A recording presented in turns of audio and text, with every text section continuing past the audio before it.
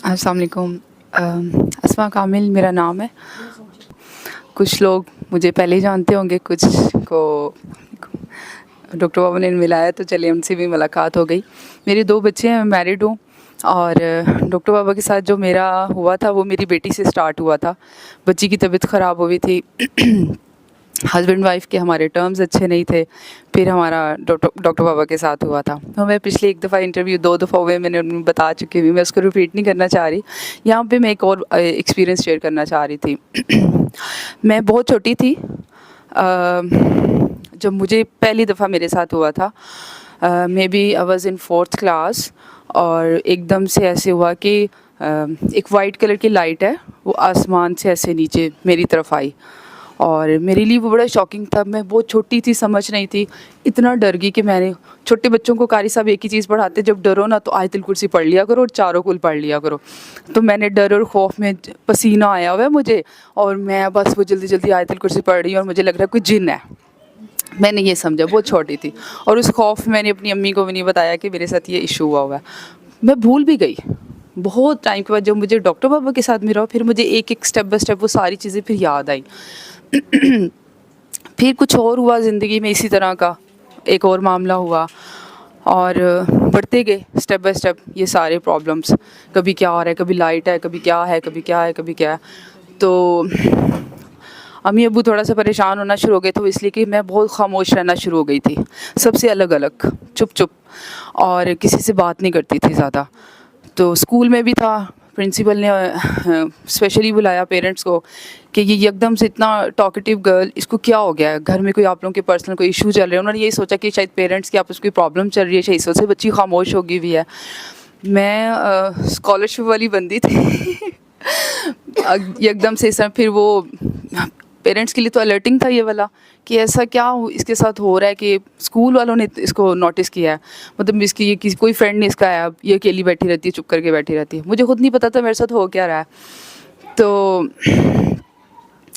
किसी ने उनको बताया, मेरे पेरेंट्स को, कि इसको डॉक्टर के पास मत लेके जाना।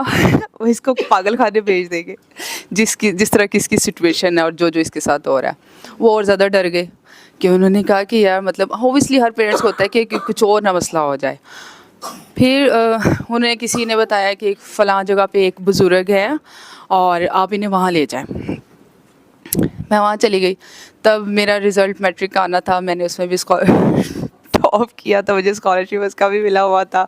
मुझे कोई खुशी नहीं थी कि मैंने क्या मेरी ज़िंदगी में, और मुझे ये था मैं बस एक दफ़ा पढ़ती थी, जाके लिखाती थी, हो जाता था। लेकिन मैं कहीं और ही पहुंची हुई होती थी, मैं इस दुनिया में थी ही नहीं, अजीब सा था। और फिर ये गॉसिप होना शुरू हो गई मेरे बहन भाइयों में भी। जहाँ पर मुझे वो लेकर गए, उन्होंने कहा कि जी इसके अंदर तो जिन है, और जब जिन इसके अंदर हाजिर होता है ना, तो ये खामोश हो जाती है, चुप हो जाती है। अब वो उस वक़्त तो मुझे नहीं समझ आई कि उन्होंने क्या किया मेरे साथ, क्या नहीं किया। लेकिन ये है कि घर आके वो बात हुई, मेरे बहन भाइयों ने आपस में बात करनी शुरू कर दी। फिर मेरे कान में वो बात की, तो मेरे अंदर तो जिन्न आ चुके हुए, मेरे अंदर तो जिन्न रहते हैं। मैं अब उस और ज़्यादा प्रॉब्लम में, और ज़्यादा सोच में, अच्छा मेरे साथ ही ऐसा क्यों हुआ है, मेरे अंदर अब जिन्न आ गए हुए हैं, अब ये प्रॉब्लम मेरे साथ चल रही है। मेरी पहले, मतलब वो इतनी ज़्यादा वो बात स्प्रेड कर गई मेरी, मतलब मेरे फ्रेंड सर्कल में भी, कि मेरे दोस्त, मेरी फ्रेंड्स जो थोड़ी बहुत रह गई थी ना, वो भी छूट गई। हमजा भाई वाली स्टोरी। तो जो मेरी दोस्तें थी वो भी मुझे छोड़कर चली गई, मैं बिल्कुल अकेली हो गई। मैं उस डिप्रेशन में भी चली गई कि यार ये मेरे साथ हो क्या रहा है।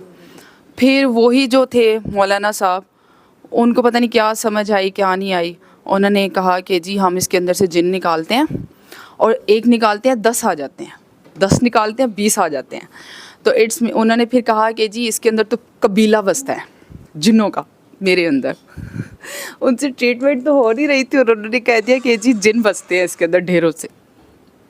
खैर वो मेरा वो स्टडी वाला भी था एक पीरियड।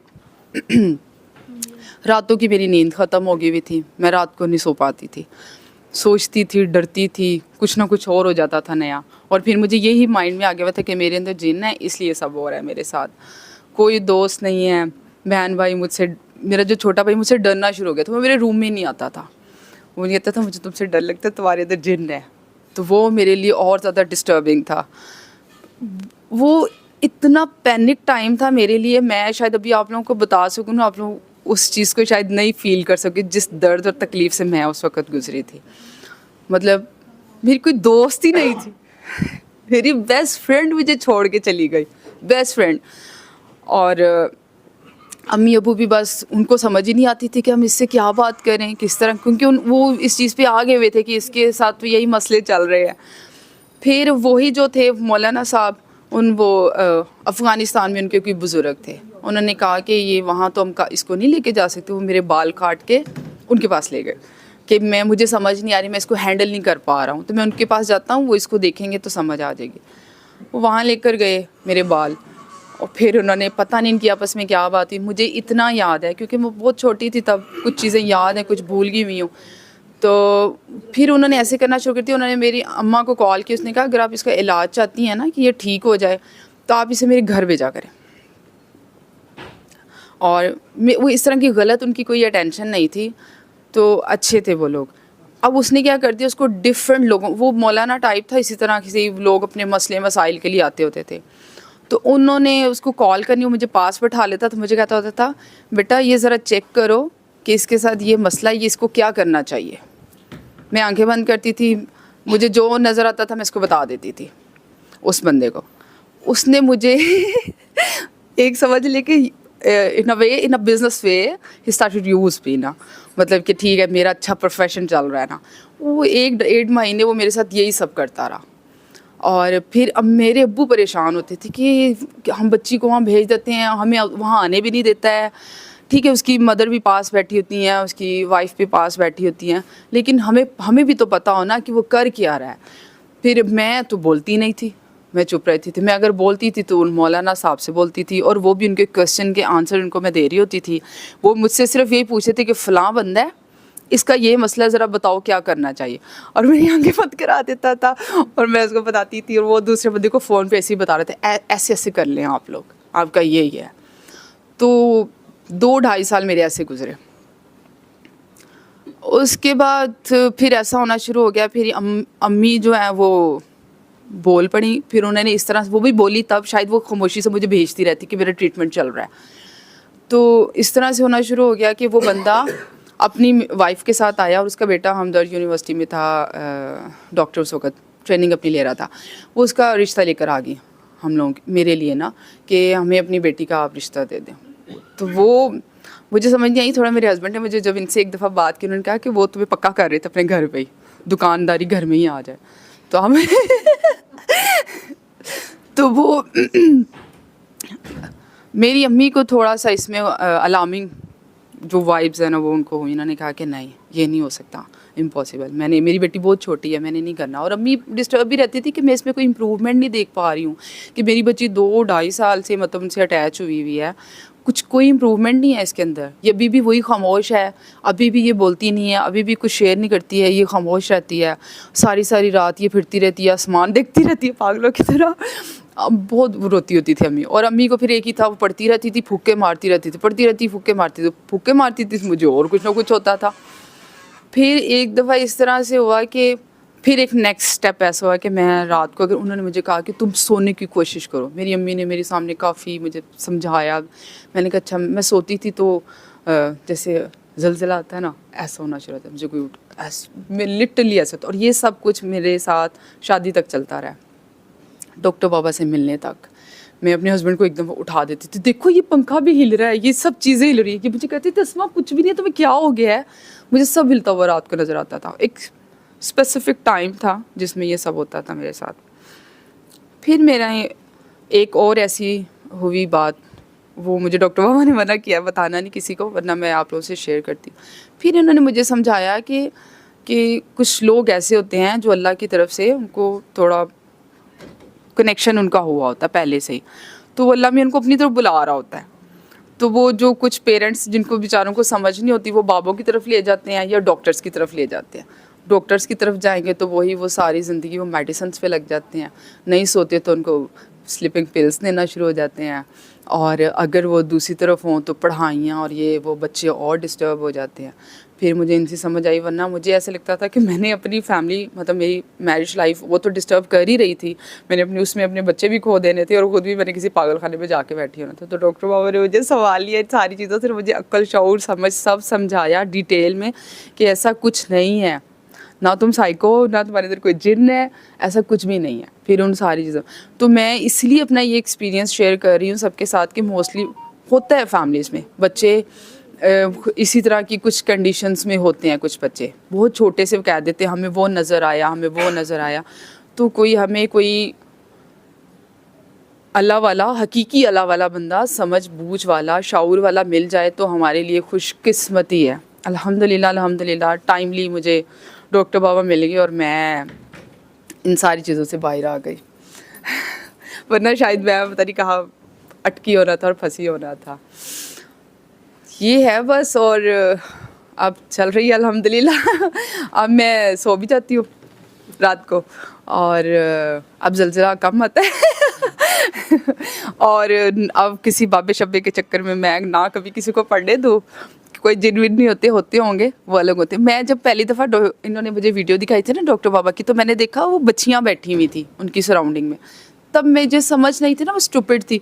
मैंने कहा यार ये किस तरह के आदमी, इन्होंने इतनी सारी बंदियाँ अपने पाँव में अपने साथ बैठाई हुई हैं। ये क्योंकि मेरे साथ एक बैड एक्सपीरियंस हो चुका हुआ था, तो मैं उनको भी उधर ले गई थी।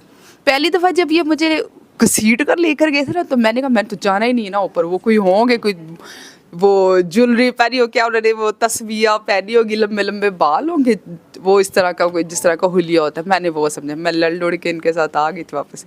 यही ज़मान हु एक्चुअली हेल्प मी। और मोस्ट इम्पोर्टेंट मैं यहाँ पे थैंक यू अपने जेठ जी का करती हूँ, अरशद भाई का जिन्होंने मेरी ज़िंदगी में मुझे मेरे शौहर दिए। मैं उनको भी खोने वाली थी, मैं डाइवोर्स पे थी तब। मेरी बच्ची जो डेथ बेड पे समझ ले चली गई थी, अल्हम्दुलिल्लाह वो मेरे साथ अल्हम्दुलिल्लाह अब ठीक है, हम खुश है। मेरी बच्ची भाग फिर रही होती है, मैं जितनी दफ़ा उसको देखती हूँ अल्लाह का शुक्र अदा। और मैं खुद ये मेरी बेटी, और खुद जो एक पैनिक लाइफ में थी, उससे मैं निकली बाहर डॉक्टर बाबा की वजह से। तो मेरे जेठ जी का भी शुक्रिया, मेरे शौहर का भी शुक्रिया, और डॉक्टर बाबा का तो शुक्रिया ही शुक्रिया ढेरों ढेर शुक्रिया कि मैं इन सारी चीज़ों से अल्हम्दुलिल्लाह बाहर। और आज मैं बड़ी खुश हूँ। मेरा अब दिल करता है कि मैं अच्छे कपड़े भी पहनूँ, मैं तैयार भी हूँ, वरना मैं एक नुक्कड़ में लग के बैठे वाली बंदी हो गई हुई थी। अजीब तरह मेरे लिए दुनिया ख़त्म थी, मुझे समझ ही नहीं आती थी। मैं कहती बस जिन मेरे पीछे क्यों पड़ गए, मेरे साथ अल्लाह भी क्यों करे। लड़ाइयाँ बड़ी करना शुरू हो गई थी अल्लाह मियाँ से। तो ये मेरा है तो सबके वो तो बच्चियों का मैं बता रही थी कि वो जो बच्चियां जब मैं देखी थी तो मैं इनके साथ लड़ पड़ी थी। मैंने कहा यार ये कैसे वो बंदे हैं जो आप बता रहे हैं अल्लाह वाले, उन्होंने बच्चियां बैठाई हुई हैं।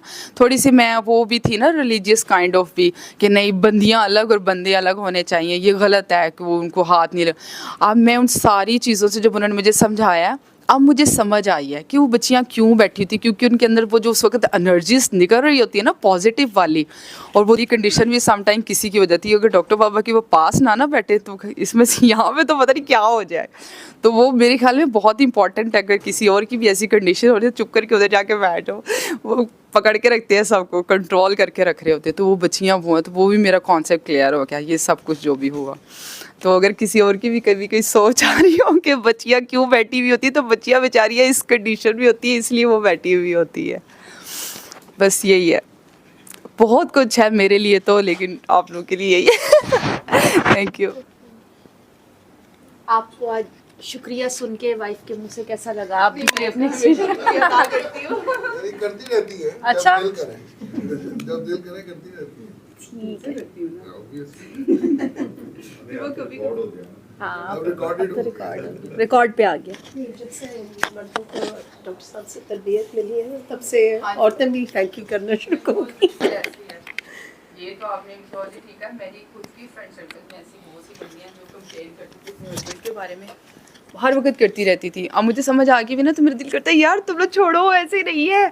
हस्बैंड वाइफ की ये जो फाइट है ना, कुछ भी नहीं है। क्योंकि मैंने 7 साल लड़ी हूँ इनके साथ, मेरे को अपना हस्बैंड ही नहीं मानती थी। ये इनका हौसला, इन्होंने मुझे बर्दाश्त किया इतना टाइम। तो मैं अब अपने एक्सपीरियंस सबको बता रही होती हूँ, यार छोड़ दो कुछ भी नहीं है। फिर मैं उनको समझाती हूँ, अपने एक्सपीरियंस सबको बता रही होती हूँ कि नहीं करो ऐसे, प्लीज़ नहीं करो यार। इन द एंड जो आप इकट्ठे हो ना वही सब कुछ है, और जो पहला बंदा है ना आपका वही बंदा, बाकी सब कचरा होते हैं। छोड़ दो दूसरे तीसरे, इसकी सोच में नहीं आना, क्योंकि हमारा सर्कल ऐसा है, एलीट फैमिली हो जाती है ना, वो लोग बड़े आसानी से कह देते हैं अच्छा नहीं ये नहीं तो दूसरा सही, दूसरा नहीं तो तीसरा। नहीं यार कुछ भी नहीं है, अल्लाह ने जो पहला दरवाज़ा खोला ना आपके लिए वो बेहतरीन है, तो उसी में अपने आप को एडजस्ट करो, उसमें आपको आफियत ही आफियत है। तो मैं फिर जब उनको समझाती है ना, तो फिर मुझे लगता है मैं अपने एक्सपीरियंस उसको अच्छे से समझा पा रही होती, वरना मैं ये एक्सपीरियंस ना होता ना तो मैं नहीं समझा पाना था किसी को भी। अगर कोई समझ जाए तो अच्छी बात है। बताओ जब डॉक्टर साहब के गए थे फर्स्ट टाइम, जब नीचे खड़े ये हाँ जी, ये मुझे ज़बरदस्ती लेकर गए थे, हमारी तब भी लड़ाई हुई थी। मुझे कहते चल मेरे साथ चल, चल मेरे साथ चल। उन्होंने ज़बरदस्ती मुझे गाड़ी में उठाया, गाड़ी लॉक की, हम नीचे पार्किंग में गए। इन्होंने मुझे कहते हैं ऊपर एक डॉक्टर बैठे हुए हैं हॉस्पिटल में ऊपर, तो तुम जाओ उधर ना, तुम ठीक हो जाओगी। मुझे नहीं पता, इनको शायद कुछ मुझे ये था कि इनके माइंड में यही है जो मेरे बहन भाइयों के माइंड में कि इसमें तो जिन है, तो मेरे जिन निकलवाने के लिए किसी बाबे के पास मुझे लेके आए हैं। मैं इसलिए फिर इनसे लड़ी, हो तकरीबन 20-25 मिनट हम गाड़ी में, मैं इनके साथ इंतहाई बदतमीज़ी से बोलती रही, और मैंने कहा आप भी ऐसे ही हैं, ये आपको भी नहीं है, पता नहीं मैं इनको बददुआएं भी देती थी, आपके अंदर भी जिन्न आई, आपके अंदर भी ये सब कुछ तो क्या कुछ इनको कहती रहती थी। लेकिन वो अल्लाह का शुक्र है, अल्लाह मियाँ ने मुझे राह रास्त पे लाना था, मुझे समझ देनी थी कि भाई तुझे मैंने उठाया हुआ है बच्ची तो लोगों की तुमने हेल्प कर दिया, तो ये बताएंगे तुमने किस तरह से करना है। तो सुरूर Rahman is basically is a helping door for everyone, जो भी इससे फैज़याब होना चाहे। वो उनको दे माइक। आपने भी करनी बात।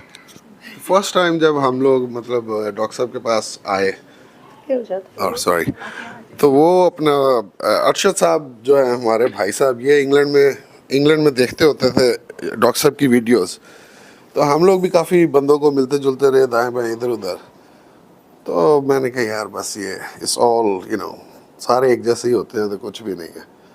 ये मुझे बार बार इंग्लैंड से कॉल करे और कहे कि उधर जाओ, ये वीडियो देख रहे होते थे अरशद साहब इंग्लैंड में, तो मुझे क्या जाए, मैं यार क्या करना है यार, छोड़ यार। इसने को मैं 2-4 हफ्ते लगाए कि यार कन्विंस किया मुझे कि तू चले जा, वो तेरी टाइप के है। मैं क्या मेरी टाइप कौन सी है। खैर जब मैं पहुंचा तो फिर मुझे पहली मीटिंग में ही जब मैं वहाँ पे खड़ा हुआ तो डॉक्टर साहब ने पूछा कि कौन, मैंने फिर बताया इस तरह और इस तरह, इंग्लैंड से भेजा उन्होंने, कहा कि आप ज़रा हो आए वहाँ से। तो जब मेरा फर्स्ट एक्सपीरियंस मेरा भी यही था कि जब मैं आया तो मैं बैठा तो मतलब लड़कियाँ दाएं बाएं इधर उधर इस तरह हैं, और जो भी कुछ हो रहा था बड़ी चीज़ें मेरे जहन में आती रही। फिर मैंने कहा यार ये हो नहीं सकता, मतलब जो मेरे जहन में आ रहा है इस तरह नहीं है कुछ भी। और थोड़ी देर बाद फिर मुझे एहसास हुआ कि वो they all need him basically, spiritual way में, एनर्जी में, हीलिंग में, सो मैनी पॉजिटिव एनर्जीज में। वो फिर मैं हुक हो गया फिर उस दिन से। फिर हमारी लड़ाई तो चलती रहती थी, ये तो रूटीन काम था हमारा, ना हो तो पता नहीं लगता था कि कुछ मसला है, कोई आज लड़ाई नहीं हुई है कोई। तो इसको फिर मैं लेके जब गया हूँ तो फिर बड़ी लड़ाई हुई 20-25 मिनट वहाँ पे। फिर उसके बाद जब ये गई है तो फिर मैं तो है ही नहीं, फिर डॉक्टर साहब भी रह गए फिर पीछे हम तो गायब हो गए फिर बीच में से। तो डॉक्टर साहब को तो समझ नहीं आती, उन्हें सल्यूट करें, उन्हें क्या करें, मतलब ही इज़ अल्टीमेट। जिस तरह अल्टीमेट रेमेडी है ना, इसी तरह वो भी दी अल्टीमेट ही है। वो भी उन्होंने हमारी जिंदगी में माँ का रोल प्ले किया, मतलब लिटरली जैसे माँ होती है ना, अपने बच्चे को रोता हुआ आ रहा होता है तो वो सारे दुख समेट लेती है और अपने अंदर ले। इन्होंने हमारी ज़िंदगी में सही वाला माँ का रोल प्ले किया, सही वाला, मतलब वो माँ ही है। मैं तो यही कहती हूँ, वो मैं डॉक्टर बाबा कहती रहती, फिर मैं कहती हूँ वो मेरी माँ है। उन्होंने मुझे समेटा है, मेरे एक एक दुख को, मेरे इतने कांटे मेरे अंदर थे, उन्होंने मेरा एक एक कांटा निकाल के मरहम लगाई है मेरी ज़िंदगी में। मतलब मैंने जो 8 साल अपनी शादीशुदा ज़िंदगी, और मैंने जो बचपन से मैंने जो एक दर्द तकलीफ़ आइसोलेशन वाली ज़िंदगी गुजारी, डार्कनेस वाली, मतलब बच्चे सुकून से सोते हैं रात को और मैं बिलकती रोती और कोसती रहती थी अपने नसीबे को, अपनी किस्मत को, कि यार ये मेरे साथ ही क्यों हो रहा है ऐसा। तो वो इन्होंने मेरा एक एक जो है ना वो कांटा निकाल के और मरहम लगाई है। तो माँ है वो मेरी माँ। ये जो बच्चियाँ पास बैठी होती है ना, ये समझ सकती है मेरी तकलीफ को कि ये कितनी तकलीफ दे ये सब चीज़ें होती हैं, तो बच्चियाँ जो उनके पाँव में बैठी हुई होती हैं। तो बड़े लोग जो है ना वो करते हैं ये बात कि भाई ये क्या यहाँ पे लड़कियाँ बैठी हुई हैं, तो ये क्यों है ऐसा। वो अब उनको किस तरह समझाएं, क्योंकि that's not their line, you know, they are totally different, they are extremist in so many other ways. तो अल्लाह ना करे कभी उनके किसी ऐसे प्यारे को कुछ हो जाए और जब वो पूरी दुनिया में घूमे फिरे पागलों की तरह और उनको कोई शिफा ना मिले, तो फिर उनको पता लगे कि ये यहाँ पर तो कपड़े उतार के भी बैठना पड़े तो बैठ जाओ, फिर उनको ये एहसास उस वक्त होएगा। क्योंकि हमने तो देखा है, मतलब विद इन पास्ट ईयर और 2 कि जितनी लड़कियाँ माशाल्लाह ठीक हुई हैं, उनको वो सेहत याब हो गई हैं, यू नो, बिल्कुल नॉर्मल हो गई हैं, तो वो उस माँ उस बाप से पूछेंगे जिसकी को बच्ची थी या बहन थी या बीवी थी कि उनको क्या मिला यहाँ पे बिठाने से उसको। लोगों के लिए तो बड़ा इजी है ना, एम ही किसी के ऊपर भी कोई भी बात कर देना, जी ये हो रहा जी वो हो रहा जी, ना पता ना कुछ, एम ही बोल देंगे वो, तो बोल के फिर पकड़ में भी आते हैं, फिर वो तकलीफ़ें भी सहते हैं फिर सारी, फिर वो तो बल्कि इसी तरह का एक केस इसने डील भी किया था। वो लड़की को काफ़ी वही जादू और 6 जिन उसके अंदर, और लोग जाते थे तो कहते थे ये वाला घर है, मतलब वो बाहर से कहते थे कि ये वाला घर है, हाँ इधर तो साया जिन है, जिन्नों वाली बच्ची रहती है यहाँ। जिनों वाली बच्ची यहाँ पे पूरा पाकिस्तान फिर लिया उन्होंने। फिर ये गई उधर दुआ कराने, हम दोनों गए, फिर इसने क्योंकि उसको मेरे काम में भी किया। कबीले लोगों ने बसाए थे। तो इसके अंदर भी कबीले थे, तो उसके अंदर भी कबीले ही थे, वो कहते थे। तो with in like 20 minutes that girl was relaxed like anything, like उसकी माँ परेशान होगी कि इसको हो क्या गया। आई मीन वो आप लोगों को तो सबको पता है कि क्या करना होता है और क्या, वही किया और 10-15 मिनट में वो रिलैक्स हो गई, खाना शुरू कर दिया, पानी पीना शुरू कर दिया। पानी नहीं पी सकती, स्ट्रॉ से पीती थी, लेकिन उसने अपनी मदर को कहा कि मुझे वैसे पानी ला के दे। वो कितने सालों से वो वैसे स्ट्रॉ से पानी पीती थी, नॉर्मली पानी।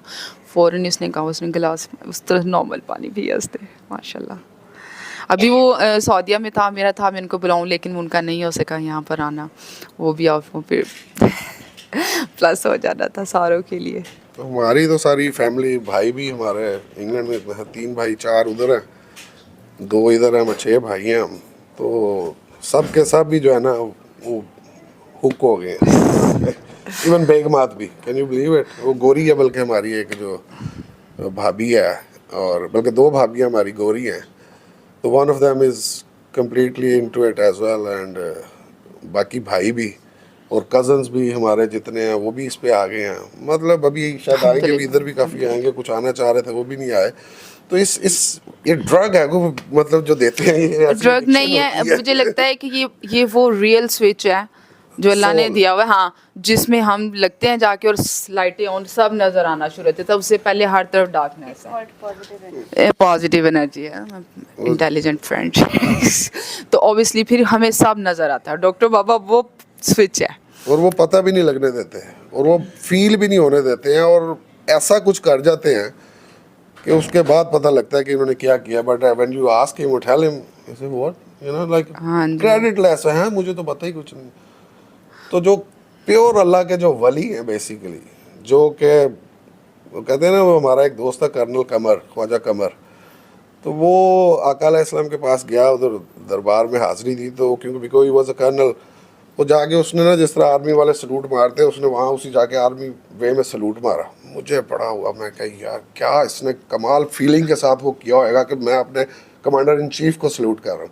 तो मेरा दिल करता है कि वो तो खैर हस्ती को जो भी हैं, क्योंकि हमारे जनरल जो थे वो ये थे, तो मेरा दिल करता है कि मैं इनको भी उसी तरह ही सलूट करूँ, खुदाई कसम के full passion and all that, के यार आपने कितनों के साथ क्या कुछ कर दिया, और रिवॉर्ड लेसन कुछ भी नहीं। मतलब ऊपर से वो बिकॉज फिरका मलामती है, तो वो मलामत ही लेके खुश हो जाते हैं, तारीफ़ करो तो वो वैसे ही चढ़ जाते हैं कि ये तारीफ़ क्यों कर दी हमारी। तो बड़ी दुनिया को किया जी, हमारी अपनी फैमिली में कई मिसालें हैं। वो भाई मेरे बैठे हुए, वो इनको भी स्ट्रोक हुआ था, फालिज था, तो 4 दिन इन्होंने अपनी मर्ज़ी से सुना था, तो बोलने लग पड़े और पाँव टांगे हिलना शुरू हो गई, कसीदा बुर्दा शरीफ। 4 दिन के बाद इन्होंने फिर रोक लिया कि यार मैं अब कोशिश करूंगा, दोबारा सुनूंगा। बस वो उसके बाद फिर जरा काम भी रुक गया वहाँ पे। जितना सुना उतना ठीक हो गया, जितना सुना उतना ठीक हो, बस अभी जो टाइम होता है फिर उसी हिसाब से ही होना होता है। तो ये काफ़ी बड़े एक्सपीरियंसेस तो बड़े हैं जी जो बताने वाले हैं, बट फॉर नाउ ऑन इतना ही। मैं छोटी होती थी ना, तो एक मैंने लाइन पढ़ी थी उस वक़्त, इतनी मैं गुमसुम सी रहती थी, आप लोगों को पहले ही बताया। तो उसमें यह था कि जी हज़रत इब्राहीम अलैहिस्सलाम खाना काबा में गए और उन्होंने 360 बुत जो हैं वो तोड़े। मैं बहुत कंफ्यूज हो गई, मैंने कहा 360 बुत तोड़े, मतलब ये क्या, ये कौन से बुत थे? तीन, एक बुत होता है, दो होता है, तीन होते, चार। अब मुझे डॉक्टर बाबा से मिल के समझ आई है, हर बंदे के अंदर 360 बुत है, हर बंदे के अंदर 360 है। किसी के अंदर अना का, किसी के अंदर पारसाई का, किसी के अंदर कि जी मैं बड़ा नेकोकार और जो है वो हूँ, और मजलूमियत का, और इस तरह के बड़े बुत हमने पाले होते हैं। मेरे साथ तो जी हमेशा ही ऐसे होते हैं, मैं सबके साथ अच्छा करता हूँ, मुझे सब मेरे साथ बुरा कर जाते हैं, या मैं तो 5 वक़्त का नमाज़ी हूँ, मैं तो तहज्जुद गुज़ार हूँ, मैं रोज़े रखता हूँ, मैं ज़कात भी देता हूँ, मैं हज उम्रा भी करता हूँ, फिर भी मेरे साथ ये क्यों है? बिकॉज़ मैं इसलिए आपको बात बता रही हूँ, मैं अगर किसी को ये मैसेज कन्वे कर रही हूँ ना डॉक्टर बाबा वाला, तो मुझे कहते हैं कि हम तो इबादत गुज़ार हैं, हमने तो कभी किसी का कुछ बुरा नहीं किया, तो आप हमें कह रही हैं कि जी अगर किसी के लिए कुछ दिल में ग्रज रखा, हमने तो कभी नहीं, हमारे साथ अगर किसी ने किया हो तो किया हो, तो वो बुत पाला हुआ होता है। वो हमने भी बुत रखे हैं अंदर, ये वही बुत हैं जो हज़रत इब्राहीम अलैहिस्सलाम ने उस वक़्त तोड़े थे, हम इंसानों ने अपने वो तोड़ने, जिसके टूट गए उसकी मैं ख़त्म, तो हर बंदे के अंदर से ही अल्लाह नज़र आना शुरू हो जाएगा। मुझे डॉक्टर बाबा से यही समझ आई, हो सके सल्ले अला सल्ले अला सल्ले अला सल्ले अला सल्ले अला शफीना सल्ले